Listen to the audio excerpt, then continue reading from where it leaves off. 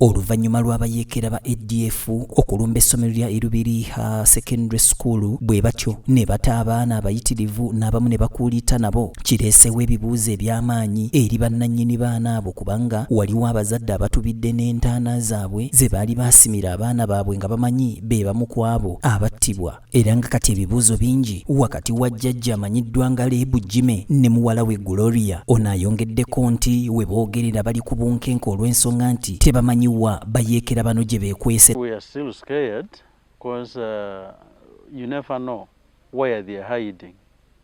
But we are only confident that the government is in control. Ono mu nnyiike y'ekitala agambye nti omwana waabwe babadde bamusuubiramu ebirungi bingi wabula nga kati we boogerera essuubi lirabika liweddewo kubanga ekirooto kye kifudde. The family, of course, being a student, there was hope that this would be an important person in the future because everyone has his own career. Muhindo Antineti ono nga maama w'omwana omu ku baabula gaakaba gaakomba olw'omuggo Katonda gwamukubye olw'ensonga nti nebba yafuna akabenje ate nga n'omwana takubwako kyamulubaale kale ng'alaba ensi emwetoolooledde so nga n'abakungubazi bali waka balindiridde omulambo gw'omwana naye nga tegutuuka ate nga baagala okufuna ke bazza eri omumwa ng'abakungubazi abamubeereddewo mu kaseera ak'akazigizigi takalina byampuna.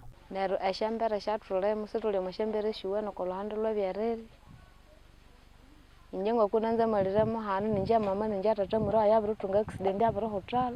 Tuzo omulala ategeerekesenga Obedi agambye nti we boogerera bonga famire bibasobedde ekane mu kibira kubanga bagenda kuggwanika ne bajjayo omulambo gw'omwana waabwe wabula mu kaseera mpawe kaga ate ne wabaawo ekibinja ky'abantu abalala abajja nga bakaayanira omulambo guno mbugwabwe era ne bagubawa kakati nga we boogerera basigadde mu bbanga tebamanyi kyakuzzaako. Went up to a level of hospital set up, identified somebody in resemblance to our deceased, which we did not confirm, but we brought the dead body.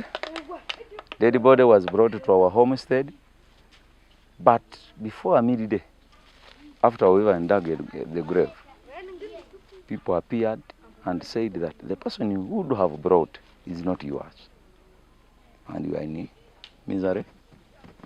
They are shedding tears. No dead body.